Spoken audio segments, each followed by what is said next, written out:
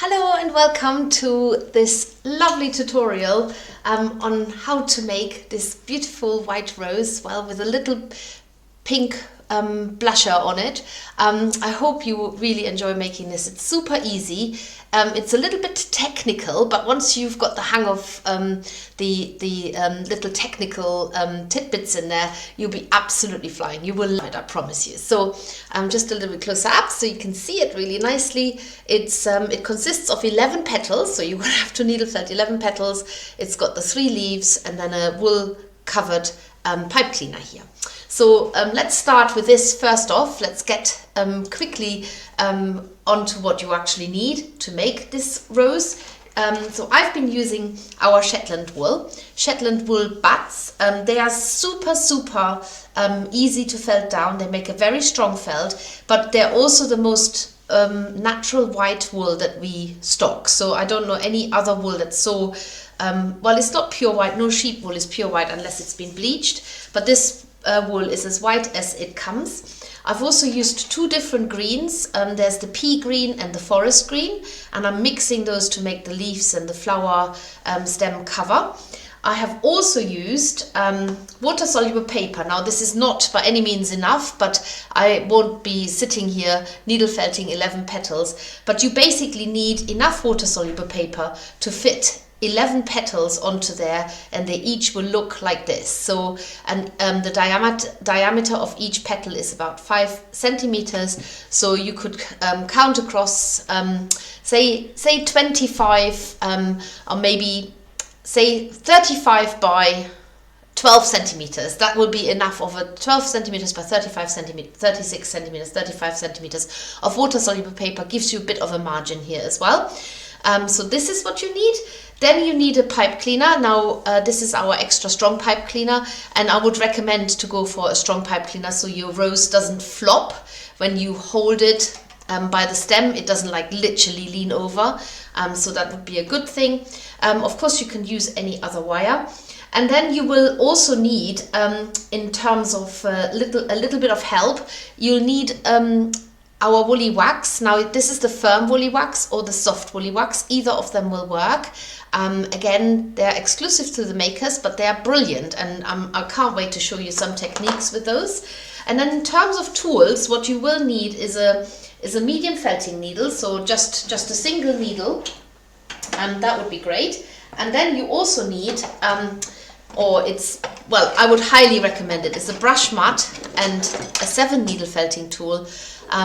Potentially a 5 needle felting tool, or both. I actually use both of them. You will also need a felting mat. Now my felting mat here is our Eco Wool mat. So I'm using one that hasn't been used before, so I don't contaminate my fibers. If you're worried about contaminating fibers, definitely put a little bit of a felt sheet on top, and that usually stops any kind of contamination. I've talked about the water-soluble paper, and I have used a little bit of brown paper-covered wire here for the leaves to attach them to the main stem, because it tends to be a little bit more delicate. So that is something that you would need as well. You also need some glue. And the glue is used, if you look at this, these bits here on the rose, they're usually sort of very pointy, and I've actually covered the ends with glue to make them nice and stiff. Mod Podge will do the job as well. If you have got that, some pliers to cut the wire, some scissors to cut the water-soluble paper, and most importantly, you need some blusher to get that little bit of pink into the flower, which I think makes all the difference. And least but not last, you will need some water to dissolve the water-soluble paper, which also helps if you have a towel or something to dab the excess water off so that you can dry it. And there is one other thing, a pencil. I think I've remembered everything. Now, if you haven't got a ready-made round circle, then I show you how to design your own. So you will need a white piece of paper, and then if you have got something that's already a 5 centimeter diameter, you can just use that. But if not, then measure it, and I'll show you how to do that. Right, I'm going to put all of this to one side, and let's start by making our own template. So first of all, I've got a tape measure here with my cutting mat, but you want to measure 5 centimeters. So I can just see through here, and I'm going to measure that across there. So just bear with me. That's 1,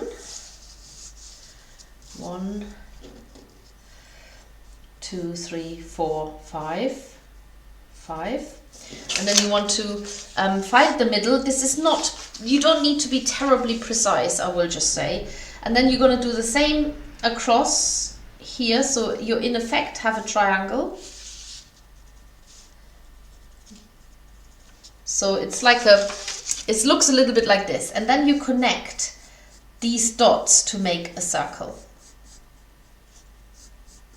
So go around there, and remember, it is really not that hard, it's really not that precise, because each petal will be slightly different. So this is how I've made my circle. So in effect, you only need these points, these, and these, and then the middle point here, and that's how you can make your circle. And then you can use this template to quite easily lay your water-soluble paper on top and draw with your pencil through, draw so that you have your circle showing through the water-soluble paper. And here's one that I made earlier, so I'm just going to show you this now. So you just lay it on top and you trace the pencil line through the paper. And you have to do this 11 times. So 11 little circles on your water-soluble paper. And just to reiterate, my rose has got a diameter of 5 centimeters. I'm just going to write it down here so that so this part from here to there is 5 centimeters. Okay, but you might have something like, for example, the base of a cup, or maybe, you know, something like this. You could draw around it. There are many things around that just happen to have 5 centimeters diameter, so then just draw around it. But then you have to make the transfers for 11 petals. So I'm just going to do this here now. So space it out so that you've got a bit of a margin between the petals, so you don't want them touching. I want to say about at least 1 centimeter. Have 1 centimeter between them. And this water-soluble paper is something we use all the time. It is the best thing. And the reason why we use the water-soluble paper is because you can make a really thin shape like this. There's one other thing that I've forgotten to mention. You will also need an iron, which I have got at the ready here. So I've just drawn 6, and what you do is, before you start, you just cut out around it roughly. It doesn't need to be very precise at all, because we're going to cut all of this. You do this with all of them, so that you've got 11 of these petals at the ready. And then you get your felting mat. Now, if you want to be absolutely precise, for the each petal weighs about 0.5 gram. So now is roughly sort of a pinch like this. But if you do want to weigh it, you can get these really detailed scales, and you can weigh the wool. And then you imagine you putting it on your water-soluble paper like a brush stroke. So tease the fibers out and lay them over the water-soluble paper. Keep them really nice and thin. We don't want to make fat petals. And then you take your single needle, your medium needle. You can actually use a fine needle. I've done that too. But I definitely wouldn't use a coarse needle. So your single medium felting needle, and then you're going to trace around the edge first. So you're stabbing basically around the edge where you know the pencil line is. Again, it really isn't that precise. And then stab into the middle a little bit, just to felt it down. And then you're going to fold the wool outside your line over, so that you can just about see the pencil line, and you stab into it.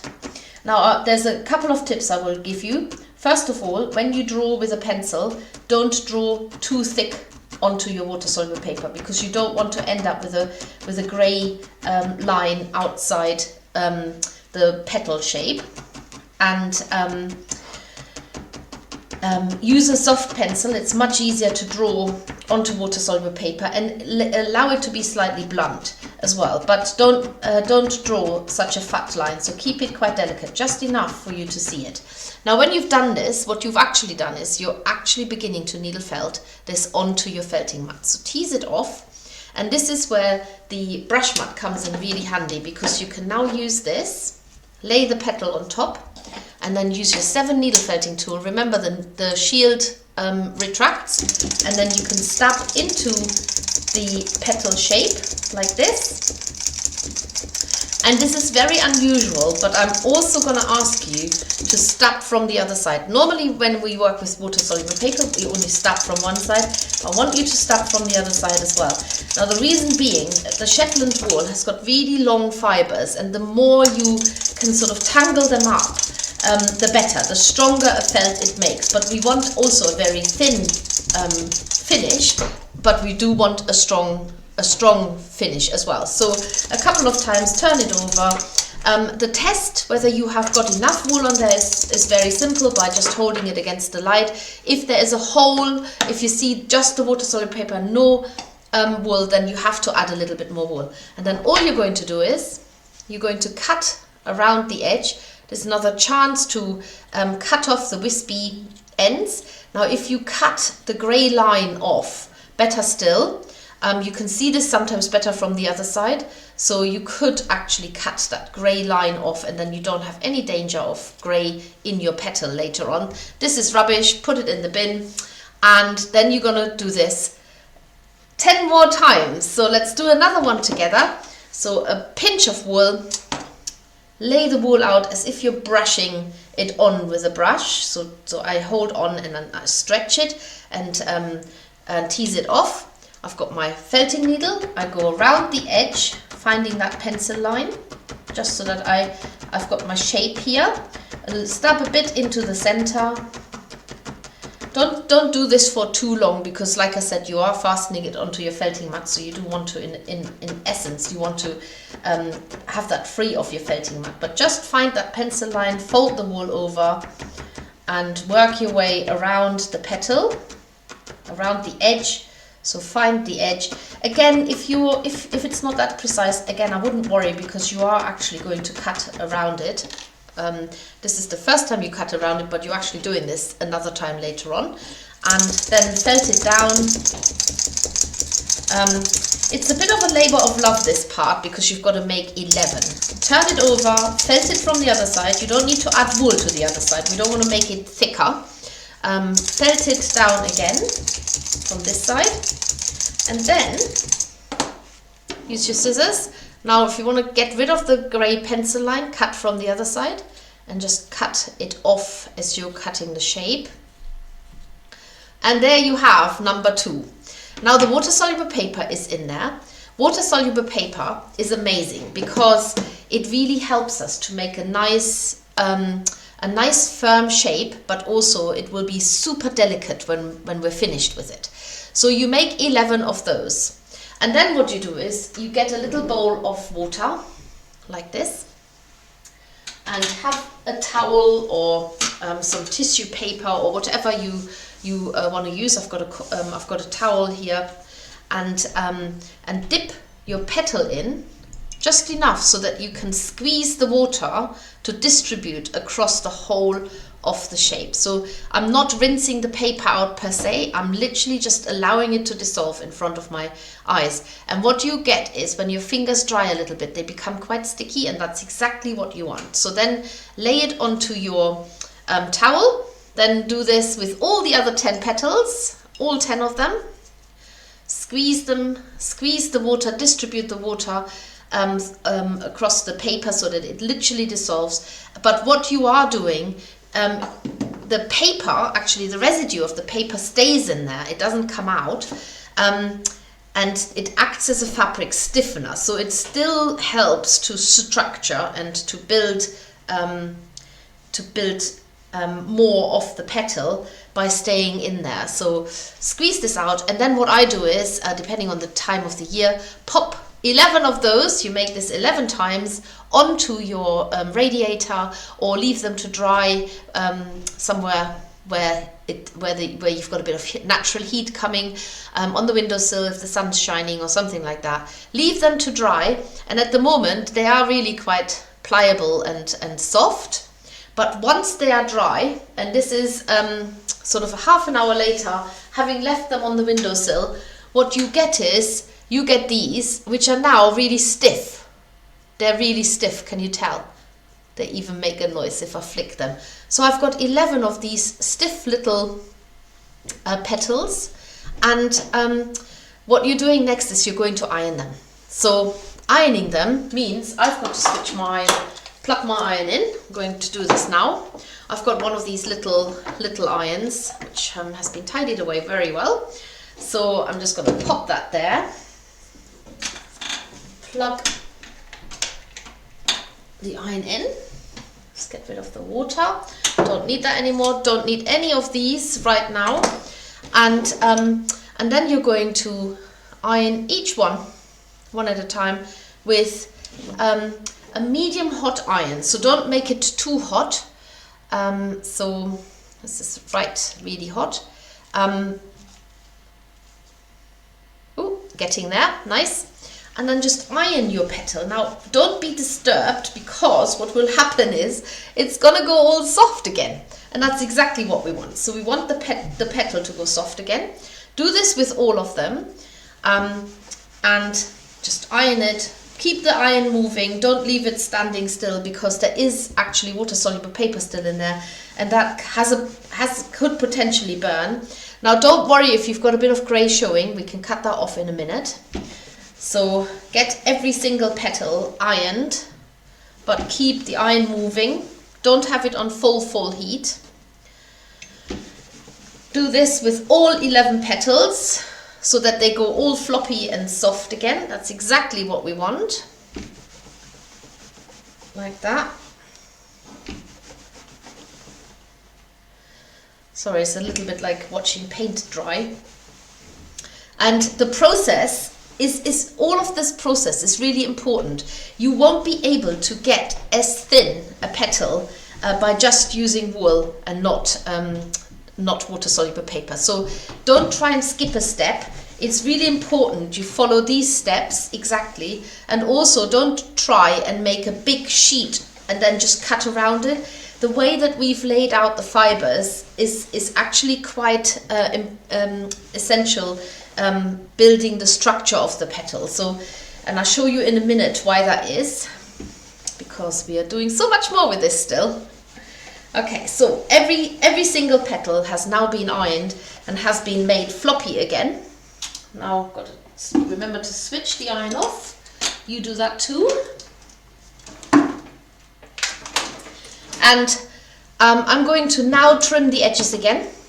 So if there's any grey showing, then you can actually cut it off. And also cut the last wispy ends that are still, or that have emerged again through the process. So you've got a nice crisp shape, because roses aren't fluffy, everybody knows that. So cut your shape properly so that you've got a nice crisp edge. And obviously, if you want to make smaller roses, just reduce the size of the petal circle. I think I might have just ironed one that I had just solved. There might be 12 petals here now. I need to just check that. I've just ironed a wet petal. Obviously that works too. If I would let them dry naturally, to be honest, but I think I've just snacked one in there that I've just only just dissolved the water, dissolved the paper. Right, so keep quite close to the edge and repeat that on all petals, like that. And get every single petal trimmed so you've got a nice crisp edge, and you will feel they feel really soft and delicate, and that's exactly what we want. They will feel soft and delicate, but they're not actually that delicate, and that is the main thing that we are trying to achieve, that we have a delicate look, but actually they are really, really strong. So they're way stronger than real petals, because in a minute we need to do something to them that requires that for them to be nice and strong. So every single one is getting trimmed. If you want to use less petals, you can. You just have got a less fuller rose. If you want to use more, feel free to use more. I found that 11 seems to be a really good number, though I have a suspicion I might have 12 there. So we'll find out. So obviously this has slightly shrunk the diameter. Now this is all rubbish again, so get rid of that. And then what you're going to do with every single petal, you're going to do this. So you're actually going to stretch it a little bit into more of a natural warped shape. So just give it a little tuck. You're not going to tear it because you've made a really strong shape here. So give it a little tuck, and this is why we're using the Shetland, because it's got a nice long fiber. The fibers interlock really well, and this is why we're using water-soluble paper. It adds the extra strength. And now we can just pull the petals a little bit. So be gentle, don't go crazy on this, because you can pull them apart. So just test the waters and see how hard you can pull them. With some of them you can maybe pull more than with others, depending on how thick the center is. So that might be varying degrees on different petals. Give it a little pull, and then finally, when all these petals, look, they look like real petals now, really probably weigh a little bit more than the real petals. Now you're going to find the least nice petal, if there is one, and you pop that, you put that on the inside of the rose. So you're going to wind this into a little center like that, nice curly and tight like that. And then you will need your felting needle, and you're going to now lay the petals out on the rose, so whenever there is a gap, that's where a petal is going.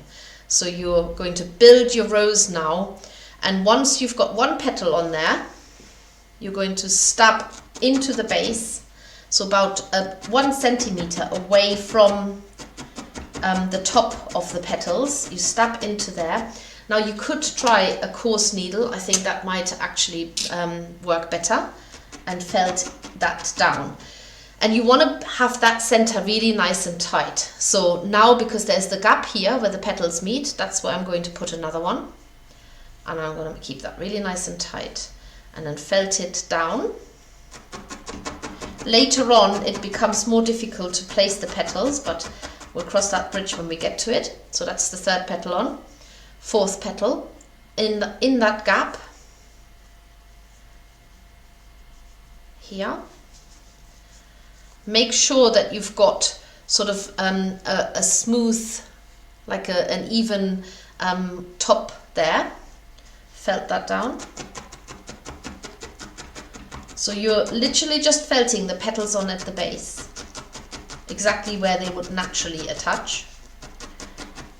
And add another petal. So as you're going along, you're kind of moving away closer from the edge at the bottom, because the petals have to reach further up, which makes them appear slightly shorter.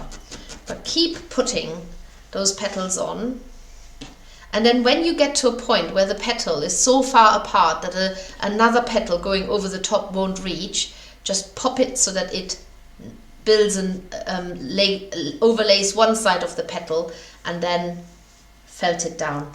Now what can happen, which is also happening here, is that the center of the rose is starting to come up a little bit, and if that is the case, just felt it down.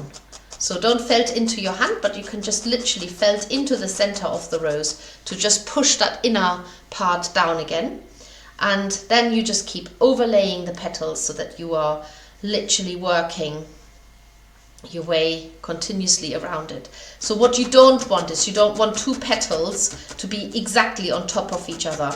That's what you're trying to avoid. And felt it down. And occasionally you might have to just felt into the center again to push the petals down as they naughtily make their way up. You could also use a thread and needle to sew the petals together. Just go in there again, push that down,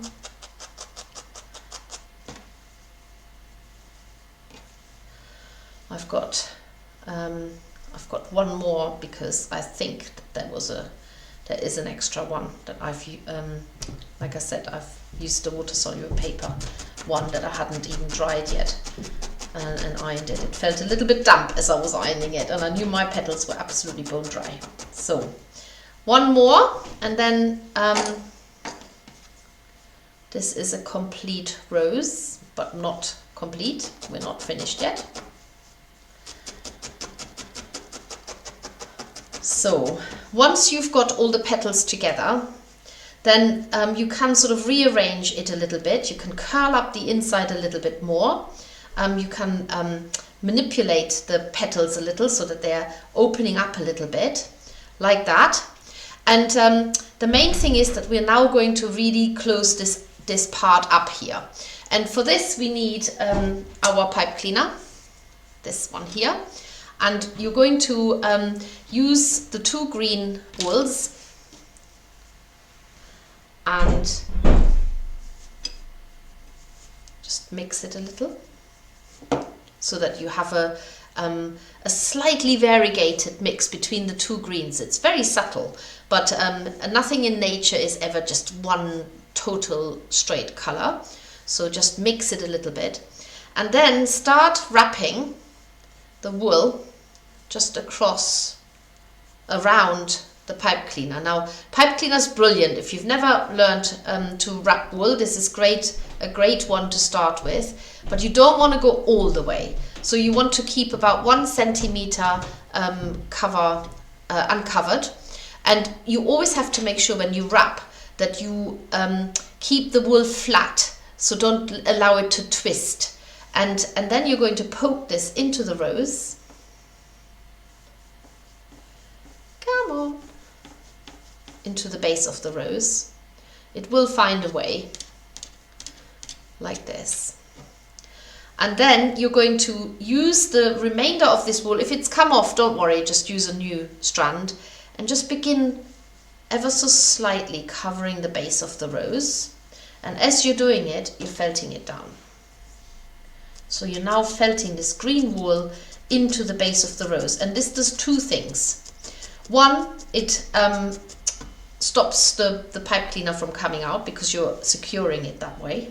So you can also step along the pipe cleaner a little bit into the base of the rose. Mind the wire, so don't break your needle on it. And then continue going round the base of the rose so that you attach the wool. This is also a further securing of the petals against the rose. So that's also what you're doing. So as I'm winding my way around the base of the rose, I'm edging my way up a little bit. Not too much, but just a little bit, so that you're catching more of the base of the petals there. And one more turn. And this has now secured the pipe cleaner because obviously the wool is connected and you've also felted it down, so you've established a further connection, and you have made sort of the base of the rose as well, where it's green. And then get rid of the rest of the wool, felt it down, and then you have now completed the base of the rose, so that we now have a definite connection here between the stem and the rose. Oh, it's so exciting making this. So felt into really thoroughly, but mind the wire, don't get your needle broken on the wire, that's not worth it. So this is now also connected the petals more, which is also what we want.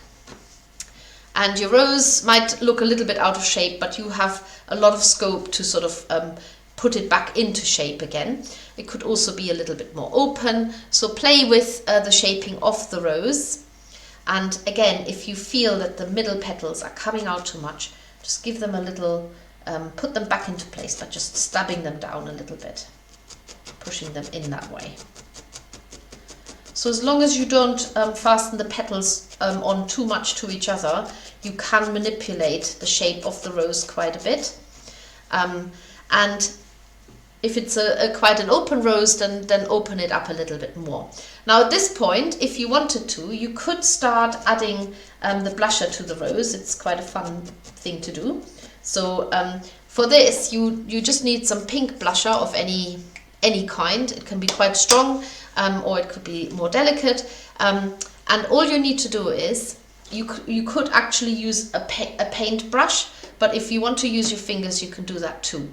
Just put a little bit on the petals. Now if that looks too much, then just blow on it, and that will soften the appearance. And again, lots of blowing. Sorry if that's really loud in your ears. So work your way around the rose and just blow on the petals. We just want a little rosy glow there. I also think it distracts from the fact that the wool, whilst it is the whitest wool we can find, it's not completely white as you would expect maybe a rose to be. So adding a little bit of pink to the edge of the petals, I think works really well. And like I say, if you don't want to use your finger, literally use a makeup brush, like a paint brush, or just use your fingers like I have just done. And I've actually used a slightly pinker pink on this rose here, so this is more of a subdued pink, more like a sort of an antique pink, if you like. So this is so far the rose. We've got as far as this, and now I'm going to show you how you're going to do the rest of the rose, including the leaves. Now for the leaves, you could use water-soluble paper if you wanted to, but I thought it would be fun to use just the wool. So this is my mixed wool, and I'm going to do these petals free, freestyle, and you just literally have to needle felt sort of a leaf shape onto your felting mat. This is not dissimilar to what you did with the water-soluble paper, but this time it's freestyle. And you're pulling the sides over as well, and then you felt it down a little bit more in the middle. Now this time the only difference is that you used more wool than you would have done with a water-soluble paper, and you are felting it on definitely more onto the felting mat, because there isn't a barrier in terms of the water-soluble paper. So you've got to be quite quick and gentle to tease it off the mat. Then work from the other side. Tease it off, and it's a continuous repetition of turning it over, teasing it off, turning it over, teasing it off. Now I always hold on to the end here because it's quite a useful little handle to keep my fingers out of the way. You can still use your brush mat and use your 7 needle felting tool like this. It will speed it up, but you have to do this once you've got an established shape. You can also put a felt sheet between your shape, your needle felting, and the brush mat to stop the fibers from getting felted into the brush. But if you've already secured the shape beforehand on your felting mat, you shouldn't have to do this. Sorry, I'm moving out of the picture here. So now you've got your leaf here. Now you can actually iron this too to defluff it. So in effect, the ironing, what that does is it just takes care of the fluffy bits and flattens them down a little bit more. But you need to make 2 more of those leaves. So there's and ideally you make 2 small ones and 1 larger one. So felt another leaf. But don't worry too much if you only manage 1 leaf or 2 leaves. But if you make 3, then I'll show you how you can make a little separate leaf branch that you then secure to your rose. So briefly felt it down, hold on to the wispy ends, shape your leaf now on your felting mat by just stabbing into it. And once it's got sort of an established shape, then you can go and put it on your brush mat. And I'll show you another trick as well, because if you use our edging tool, it makes it even easier for you to make a nice solid leaf shape. So the edging tool is brilliant for doing exactly that, making edges. So on this leaf here, you've got quite wispy edges now, and if you pop that between the two see-through discs here, you can pop the needle in between, make sure it's definitely trapped between the two, and then just stab into it. I absolutely love this. So I use this all the time, and once you have got it, once you use it, you don't know how you lived without it, how you've been living without it. It is honestly one of the best tools that I've ever possessed. Now, some people have been using in the past cardboard to wedge your work, and this is where the original idea has come from. But cardboard, you can't see where your needle is going, and you can't see the shape of the overall leaf, for example, here that you're trying to make. With the see-through disc, you can see it all, and you can see exactly where your needle is going and where you need to stab more or less. So once you've got the hang of that, you can then of course go over it again. Here I'm using the 5 needle tool, which works really well on our eco wool mat, and it works on our earth-friendly felting mat as well. Or you can use the brush mat with a 7 needle felting tool and get it felted down even flatter. Now what you can't do with this, and this is one of the reasons why we used water-soluble paper on the petals, it's going to be really hard to pull it because it hasn't got that extra strength in there.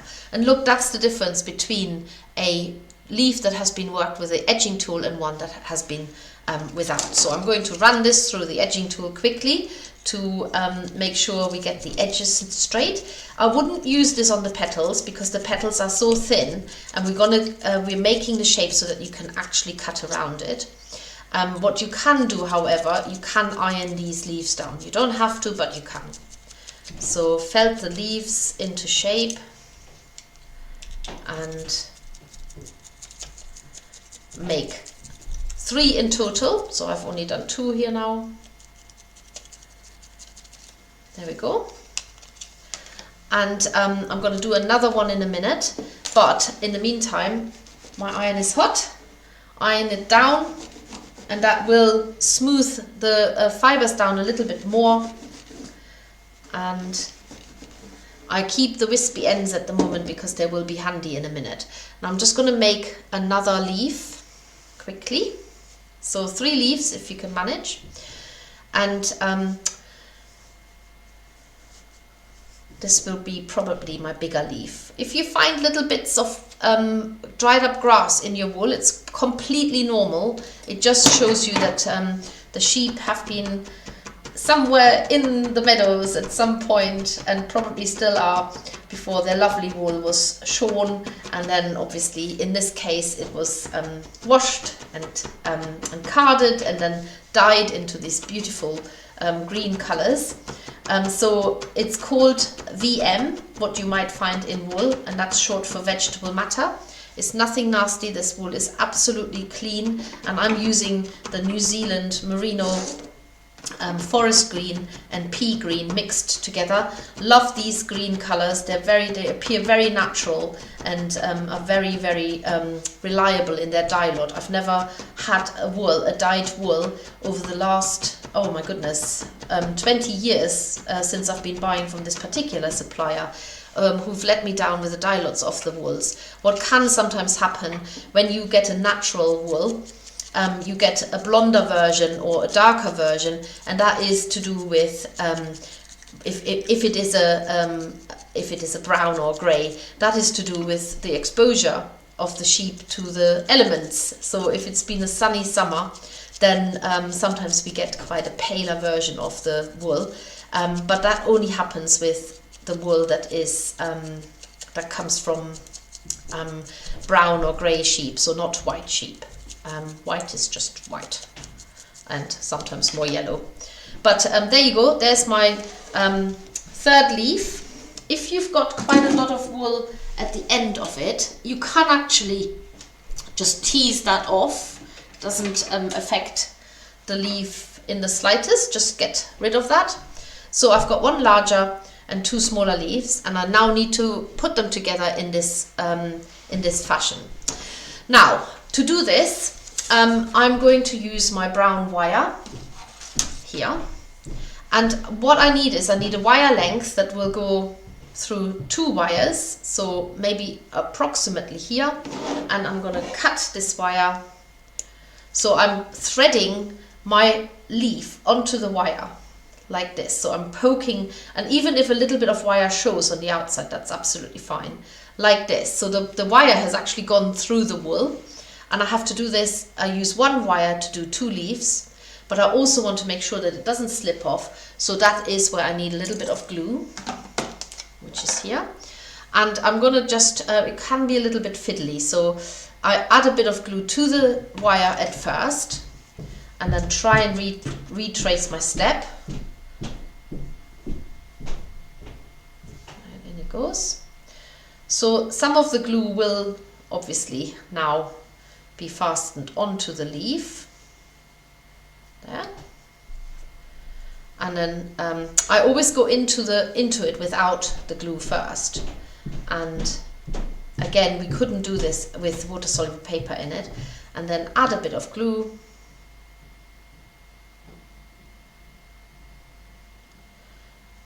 And then redo it.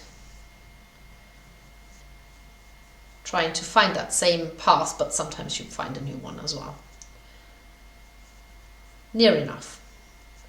Here we go. So put that wire in as far as you can manage.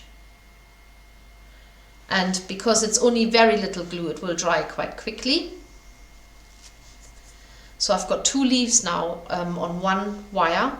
And now I'm going to fasten another wire onto the middle wire. So this leaf will sit on top of it. So I want there to be a little bit of the wire showing, so about 1 centimeter. But I'm going to wrap this around the wire that way, and then around the wire that way. So this has made a secure join now, so the leaves can't slip up and down, and this wire, and they can't slip sideways. And then I'm going to add my 3rd wire to this leaf. Make a path first, like that. It's in there. And then add glue to the end of this wire as well. I like these glue bottles, sorry I can't find the opening there. But they do need to be closed after a while, otherwise they do dry out. And then add the wire into this leaf as well. So if a little bit of the wire shows on the outside, don't worry about it. Even if it looks a little bit like you threaded it onto it, it's absolutely fine. It looks like the inner line of that leaf. And now you can neaten up the edge. So felt close to the wire, but don't step into the wire. Do this. And that gives you the opportunity to make sure that there is a little bit of the brown wire showing. And in a minute we are going to even do more with the green wool. So just neaten up the edge. It requires you to have to turn the leaves over a couple of times, like this.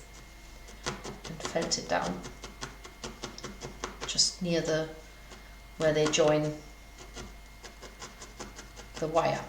It's always a little bit nerve-wracking because you know that you can hit the wire quite easily, so be careful there. So here we go. Now there are two ways of what you could be doing now. You could leave it like this, or you could use a little bit of glue on the wire itself and just wrap the last bits of green wool, tidy it up. This is a messy affair, so if you don't like glue on your fingers, maybe don't do that, but we use it later anyway. And just wrap the rest of the sticky out wool around that wire so that it neatens the edge up really nicely, and you can see like a little stem again. below the leaf, like this. And we do it on this one as well. Another bit of glue. The glue we're using is water-soluble glue, so water-based even, so you can wash it off quite easily. It doesn't, it's not toxic, so it's not gonna damage your skin or anything like this. So there is the rose leaf construct. There we go. And all I need to do now is I need to fasten this onto my rose. So you can position it wherever you want to. Because you've got wire in there, you can also bend it. But before I do this, I want to give my rose these spiky bits here at the bottom that also make my rose so realistic. And for this, we're doing a new technique, and you will need to mix some of the green wools, the 2 green wools. Doesn't have to be too much of a mix. And we're going to needle felt a flat sheet now. So to do this, felt your wool down. We'll try and get an even cover. We're going to cut these shapes out individually from our sheet. So try and get the edges neat, and it doesn't really matter how big the sheet is, because you can always repeat it. So repeat the whole process if you can't get enough of those little squiggly bits out of it. And they're completely freestyle. There's no pattern to it or no template. When you have needle felted it a little bit like this, then you can transfer it onto your brush mat as you've done before, and use your 7 needle felting tool. Flatten it down a little bit. You do have to lift it off quite regularly. In fact, I've made it about the size of my small brush mat and felt it down. So this is again, it's a consistent felting from one side, lift it off, felt the other side, and be consistent. So and don't felt too long from one side. It's better to lift it off, felt the other side. You get more out of it than having to pull it off really hard and then tearing it apart, and half of the shape is actually left inside your brush mat. You don't want that. So just keep felting it, and then in a minute I'm going to put it on my felting mat to neaten up the edges a little bit. You can do this with your 5 needle felting tool. Felt into it, fold the sides over a little bit, like this. And once you've done this, you're now randomly going to cut little triangles out. So leave the base of the short edge of the triangle, leave that wispy. So you're probably going to find naturally that you can zigzag your way around it. So I'm just working my way around that triangle. There's a natural one emerging here. 1, 2, maybe how many can you do? 2, 5. Do 5. So there's quite a lot of, and they will shrink down in a minute. So if they're a little bit on the large side, don't worry too much about it. So I've got 5 here now. I've got this left over, and then you can felt into the edge a little bit more. If I can find my felting needle. So just felt the edge where you've cut down a little bit more. This might make it look a bit strangly, and that's what we want. We want it to be a little bit less neat than a triangle. Still pointy, but a little bit less neat. And then finally what you're going to do is you're going to fasten this onto the rose, and then you're going to cover this in glue. Like I said, you can also use Mod Podge. So you're going to use your felting needle in a minute. We're doing this. So just felt it down a little bit, just so that it doesn't look quite so neat. And what you might have to do is, if you've got a lot of wool at the base, like a lot of shape here, just tease a little off, because we want the edges to be nice and wispy. So tease a little bit off, and this is why you didn't have to felt it down so solidly, because we are in effect. There are 5 little bits that now get felted onto the base of the rose. So you're going to literally felt into the wispy ends of that triangular shape. That's not a very neat triangle, but you're felting it down on the rose like this, going all the way around, fitting 5 of them onto there. Often with flowers we work in uneven numbers. I think that's often because flowers have got uneven numbers of petals and whatever else they've got. So it's always nice, and if you, not that I've been a florist, but I've been told by florists that you tend to also put a bunch of flowers together with uneven numbers of flowers. So you don't have 6 roses, you have 5 roses or 7 roses. And so if in any doubt, use uneven numbers. And once you've got these felted down, you can shorten them a little bit by stabbing into the sort of the space between the rose and the leaves. And you also want them to not be attached to the rose. You want them to stand off a little bit. And if they're too big still, just cut them smaller. But what you're going to do next is you're going to use glue again. Put that on your fingers and then just smooth over the edges. And yes, it will look white, but once the glue has dried, it'll be just green. But you do want them to look quite spiky. So all 5 of them, like this. So they look like spiky little leaves. And it might work well to have either use the water from your water-soluble paper to get rid of the glue from your fingers, or have some wet wipes, or go and wash your hands. But this is what the rose needs to look like from the underneath now. And finally, we're going to finish the rose off by adding the green wool to the stem and the leaves. And then we're going to make it look even more realistic by using the woolly wax. So if you look closely, it has got sort of a slight brown tinge on here, and this is what we're doing in a minute. So first of all, we need to position the leaves. It's too much fluff around. Wherever you want them to be. So maybe just below the rose here. And now you're going to use the wool again. You can use the wool mix, it doesn't really matter too much here. And wrap the wool around flat like a ribbon, and cover the wire from the leaves and the pipe cleaner all at the same time. So work your way up, up, up, like this.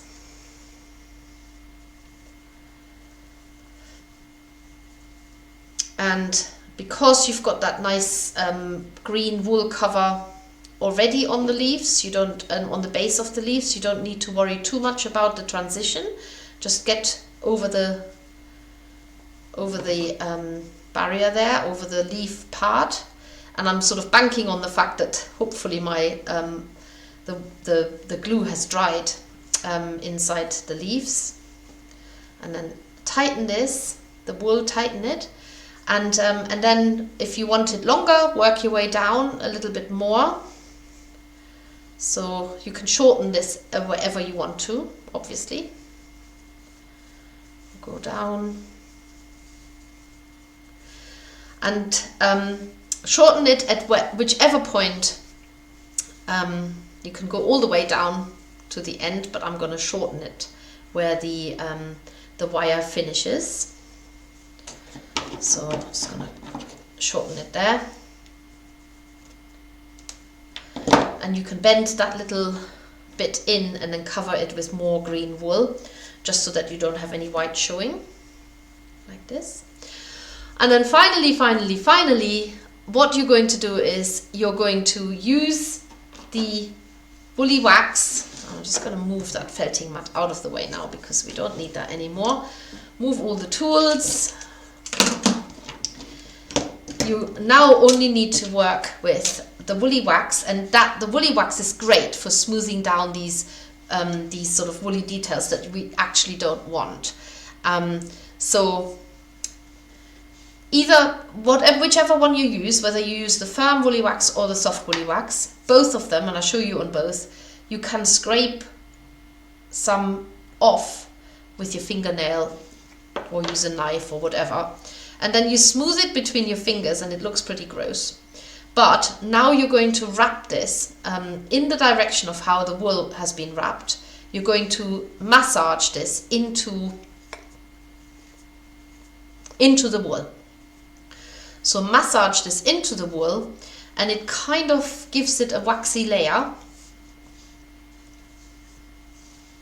So I've used some of that. Now I'm going to use some of the firm woolly wax. It's a little bit harder to get it off. It's because it is definitely a firmer wax, but both of them work. And we are using the dark brown. Well, the brown, we have 4 colors: black, brown, white and pink, but we are using the brown, and you're just smoothing the wax. It's very pliable with the warmth of your fingers, and just keep doing this until you've got the whole stem covered with that woolly wax, and you don't have the wool so fluffing up anymore. So it's a little bit harder around the leaves, but bend them out of the way, and then another portion. Let's get that woolly wax on your fingers. Get it. You can actually clean your fingers completely on the rose stem. So just keep rubbing it on there. All the way up to the base of the rose. Make sure that you don't touch the rose with brown wax covered fingers. That wouldn't be so good. But if you go all the way and keep consistently rubbing that wax around the wool, it will completely take it off your fingers and onto the stem. And it gives it a more natural look in terms of not just the texture, but also the color of it. So you've got a slightly brown-green version of a rose stem here. And that basically completes the whole of the rose tutorial. So I hope that you enjoyed this. Just to reiterate: Shetland white, bit of blusher, pea green, forest green, pipe cleaner, brown wire, paper covered. We've only got one type of brown paper covered wire. And you definitely need a bit of water soluble paper, pencil, paper to draw your template. A brush mat is highly recommended, a 7 needle felting tool and a 5 needle felting tool. Both can be used. An ordinary eco wool mat, felting mat, and you need some glue. And there are my 2 roses, and I wonder who's getting those. Maybe this is a lovely Mother's Day gift. Maybe this is something you want to make for a friend. Maybe it is just you love roses and you can make them in all colors, of course, as well. They don't have to be white. So I can't wait to see your roses, and I hope you enjoyed this. Take care, everybody, and I'll see you soon. Bye bye.